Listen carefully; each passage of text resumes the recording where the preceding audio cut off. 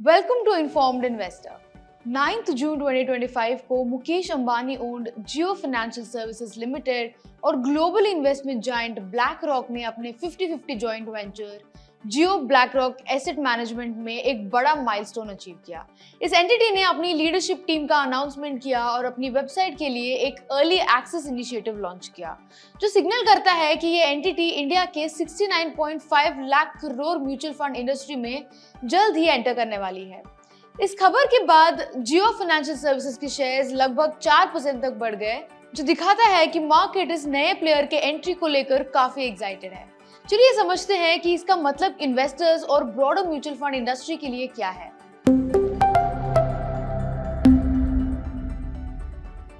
But इससे पहले let's take a step back and understand the business overview of Jio financial services. JFSL का जन्म हुआ था 20 जुलाई 2023 को, जब रिलायंस इंडस्ट्रीज ने अपनी फाइनेंशियल सर्विसेज आर्म को डीमर्ज किया through 1:1 share distribution to RIL share holders.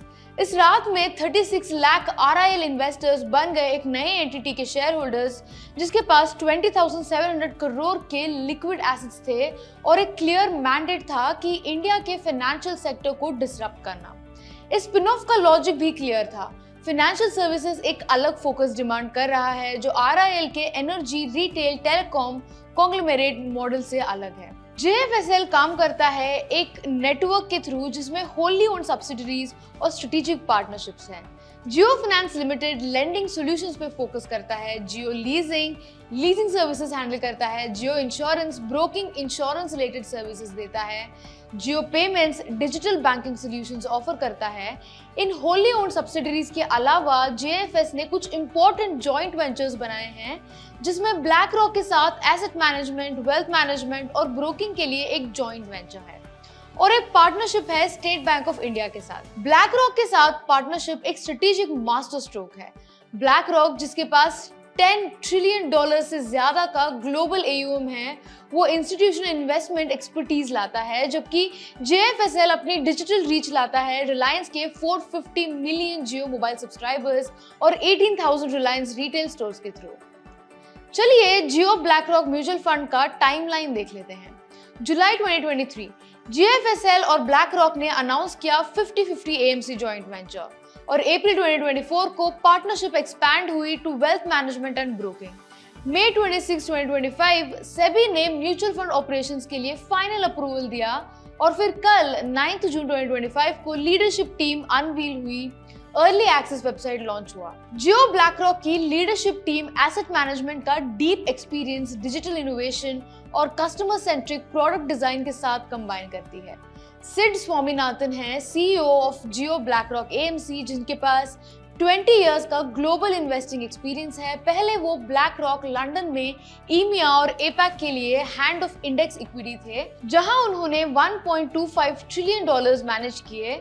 अब वो इंस्टीट्यूशनल क्वालिटी इन्वेस्टमेंट्स को डिजिटली एक्सेसिबल बनाना चाहते हैं इंडियन इन्वेस्टर्स के लिए। नेक्स्ट है अमित भूसाले, जिनके पास 25 इयर्स का रिस्क मैनेजमेंट एक्सपीरियंस है अक्रॉस बैंकिंग और एसेट मैनेजमेंट। पहले ICICI प्रूडेंशियल AMC में उन्होंने रिस्क फंक्शंस लीड किया था और इन्वेस्टमेंट्स और एंटरप्राइज रिस्क कमिटीज में की रोल प्ले किया। अमोल पाई, जिनके पास 15+ इयर्स का एक्सपीरियंस है बैंकिंग और एसेट मैनेजमेंट टेक में, वो डिजिटल इनोवेशन लीड कर रहे हैं जियो ब्लैक रॉक AMC में। पहले वो CTO थे जियो फाइनेंस और SBI में, जहां उन्होंने योनो ऐप बनाने में इंपॉर्टेंट रोल प्ले किया था। नेक्स्ट है दिशा भंडारी, जो HR हेड हैं और उनके बाद गरिमा नहार लीगल फंक्शन लीड कर रही हैं। Gaurav Nagori chief operating officer हैं और Hemanti Wadhwa compliance role handle कर रही हैं एज चीफ कंप्लायंस ऑफिसर। आखिर में Komal Nagran chief client officer हैं जियो ब्लैक रॉक AMC में, जो सेल्स, मार्केटिंग और डिजिटल इनिशिएटिव्स लीड करती हैं। एक फेलो कंपनी सेक्रेटरी हेमंती के पास 25 साल का एक्सपीरियंस है कंप्लायंस, लीगल और गवर्नेंस रोल्स में। पहले वो आदित्य बिरला सन लाइफ AMC में कंप्लायंस लीड करती थी और स्टॉक मार्केट लिस्टिंग में की रोल प्ले किया था। अब थोड़ा नंबर्स की बात करते हैं। रीसेंट फाइनेंशियल्स देखें तो कंपनी ने Q4 FY25 में 316 करोड़ का नेट प्रॉफिट रिपोर्ट किया, 2% ईयर-ओवर-ईयर इंक्रीज के साथ। पूरी फिजिकल ईयर 2025 के लिए प्रॉफिट 1613 करोड़ रुपीस था। टोटल इनकम Q4 के लिए 518 करोड़ रुपीस था। जो 24% ईयर ओवर ईयर ग्रोथ दिखाता है। एक स्टैंड आउट मेट्रिक है JFS का एसेट्स अंडर मैनेजमेंट। 31 मार्च 2025 तक JFS का AUM 10,053 करोड़ रुपीस तक पहुंच गया, जो 31 दिसंबर 2024 के 4,199 करोड़ रुपीस से मैसिव लीप है। ये एक्सप्लोसिव AUM ग्रोथ जियो फाइनेंस के लेंडिंग बुक से आई है, जो 10 टियर 1 सिटीज में स्प्रेड है और 586 करोड़ रुपीस का equity base post SBI acquisition. क्या जियो ब्लैकरॉक बन सकता है म्यूचुअल फंड्स का रिलायंस जियो? अब $1 मिलियन क्वेश्चन ये है कि क्या जियो ब्लैकरॉक वैसा ही डिसरप्शन ला सकता है म्यूचुअल फंड इंडस्ट्री में जैसे रिलायंस जियो ने टेलीकॉम में लाया था? शॉर्ट आंसर डेफिनेटली एक रियल चांस है और सीक्रेट सॉस है की टेक्नोलॉजी अलादीन। अलादीन क्या है? अलादीन का फुल फॉर्म है asset liability and debt and derivative investment network. ये एक सोफिस्टिकेटेड रिस्क मैनेजमेंट और इन्वेस्टमेंट प्लेटफॉर्म है जो ब्लैकरॉक ने बनाया है। ये AI पावर्ड प्लेटफॉर्म $21.6 ट्रिलियन के ग्लोबल एसेट्स मैनेज करता है, जो UK, जापान और जर्मनी के कंबाइंड GDP से ज्यादा है। अलादीन सिर्फ सॉफ्टवेयर ही नहीं है, ये फाइनेंशियल वर्ल्ड का अल्टीमेट ऑपरेटिंग सिस्टम है जो क्वाइटली पूरे दुनिया में पैसा कैसे फ्लो करता है उसको शेप कर रहा है। तो बेसिकली अलादीन की कैपेबिलिटीज हैं पोर्टफोलियोज के रिस्क को मैनेज करना, एसेट्स को एफिशिएंटली एलोकेट करना across different classes, consumer data को एनालाइज करना, फंड परफॉर्मेंस ट्रैक करना, रियल टाइम में पोर्टफोलियो वैल्यूज मॉनिटर करना। सोच लो अलादीन एक सुपर स्मार्ट कंट्रोल सेंटर है जो precise data driven investment decisions लेने में मदद करता है। तो जियो ब्लैकरॉक अलादीन का यूज कैसे करेगा? इन्वेस्टमेंट रिस्क को समझने और मिटिगेट करने के लिए, इंक्लूडिंग म्यूचुअल फंड इन्वेस्टर्स के, स्टॉक्स, बॉन्ड्स और दूसरे इंस्ट्रूमेंट्स में एसेट एलोकेशन ऑप्टिमाइज करने के लिए, सिक्योरिटीज का सीमलेस बाइंग और सेलिंग फैसिलिटेट करने के लिए, इन्वेस्टमेंट परफॉर्मेंस और पोर्टफोलियो वैल्यूएशन को कंटिन्यूअसली मॉनिटर करने के लिए, ये टेक्नोलॉजी एज जियो के मैसिव डिजिटल इकोसिस्टम और ब्लैकरॉक के ग्लोबल एसेट मैनेजमेंट एक्सपर्टीज के साथ मिलके जॉइंट वेंचर को पोजीशन करता है इंडिया के म्यूचुअल फंड मार्केट में स्ट्रॉन्ग एंट्री के लिए, जहां सिस्टमैटिक इन्वेस्टमेंट प्लान्स काफी ग्रो हो रहे हैं due to investor maturity, fintech adoption और रेगुलेटरी सपोर्ट। तो इसकी अपॉर्चुनिटीज क्या क्या है? अंबानी का ये joint venture with BlackRock poised है इंडिया के वास्ट मार्केट पोटेंशियल और चेंजिंग इन्वेस्टर हैबिट्स का फायदा उठाने के लिए। सिनर्जी काफी कंपीलिंग है। जियो के टेलीकॉम और retail businesses strong digital backbone और रिच कंज्यूमर डेटा प्रोवाइड करते हैं, जबकि ब्लैकरॉक लाता है इंस्टीट्यूशनल ग्रेड इन्वेस्टमेंट एक्सपर्टीज और अलादीन का टेक एज। टुगेदर ये दोनों एम करते हैं हाई क्वालिटी और digital accessible investment products millions तक पहुंचाने के लिए।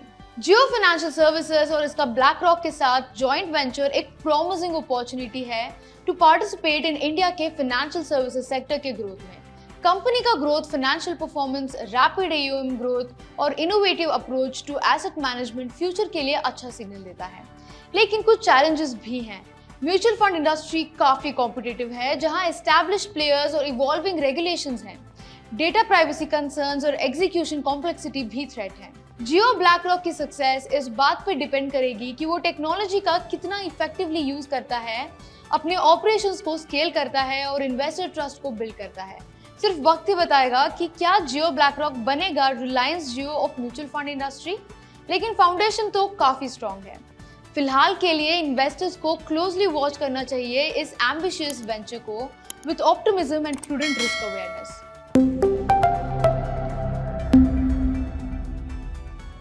अब चलिए एज यूजुअल कुछ इंपॉर्टेंट मार्केट अपडेट्स डिस्कस करते हैं।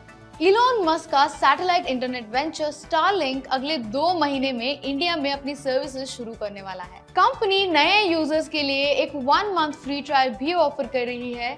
इस मूव से इंडिया के रूरल और रिमोट एरियाज में इंटरनेट एक्सेस काफी बेहतर हो सकता है। कैब हेलिंग ऐप रैपिडो ने अब फूड डिलीवरी सेगमेंट में कदम रख दिया है, और वो भी एक फ्लैट और लो कमीशन मॉडल के साथ। रैपिडो 400 रुपीज से कम के ऑर्डर्स पर सिर्फ 25 रुपीज और 400 प्लस रुपीज ऑर्डर्स पर 50 रुपीज चार्ज कर रहा है। इसका मतलब है सिर्फ 8 to 15% कमीशन, जबकि स्विगी और जोमैटो जैसे प्लेयर्स 15 to 30% लेते हैं। इस एग्रेसिव एंट्री के बाद जोमैटो के पेरेंट इटर्नल और स्विगी के शेयर्स गिर गए, क्योंकि मार्केट ने कंपटीशन के बढ़ने का प्रेशर प्राइस इन किया। आरबीआई के नए गाइडलाइंस के बाद मुथूट फाइनेंस और मनप्पुरम फाइनेंस के शेयर्स अभी भी रैली कर रहे हैं। अब 2.5 लाख रुपीस तक के गोल्ड लोन्स पर एलटीवी मतलब लोन टू वैल्यू रेशियो 85% तक बढ़ा दिया गया है। इस मूव ने एनबीएफसीज के लिए लेंडिंग कैपेसिटी बढ़ा दी और छोटे बोरोवर्स के लिए प्रोसेस और इजी हो जाएगा। मुथूट फाइनेंस के शेयर्स में 3.8% और मनप्पुरम में 2.3% का जंप देखने को मिला। मॉर्गन स्टैनली जैसे ब्रोकरेजेस भी मानते हैं कि ये गोल्ड लोन कंपनीज के लिए लॉन्ग टर्म में बेनिफिशियल होगा। फाइनली रेयर अर्थ मैग्नेट्स जो कि ईवीज और रिन्यूएबल एनर्जी के लिए क्रूशियल होते हैं, पर चाइना ने एक्सपोर्ट रूल्स टाइटन कर दिए हैं। इनका 90% ग्लोबल सप्लाई चाइना के पास है। इस डेवलपमेंट के बाद कॉमर्स मिनिस्टर पीयूष गोयल ने बताया कि इंडिया ऑल्टरनेट सोर्सेस एक्सप्लोर कर रहा है। चाइना के साथ सप्लाई रिज्यूम करने की टॉक्स भी चल रही हैं, लेकिन इंडिया अपनी डोमेस्टिक प्रोडक्शन भी बढ़ा रहा है और इंसेंटिव्स देने का प्लान भी बन रहा है ताकि फ्यूचर में डिपेंडेंसी कम हो। Having said this is Neha signing off. Investments in securities market are subject to market risks. Read all the related documents carefully before investing.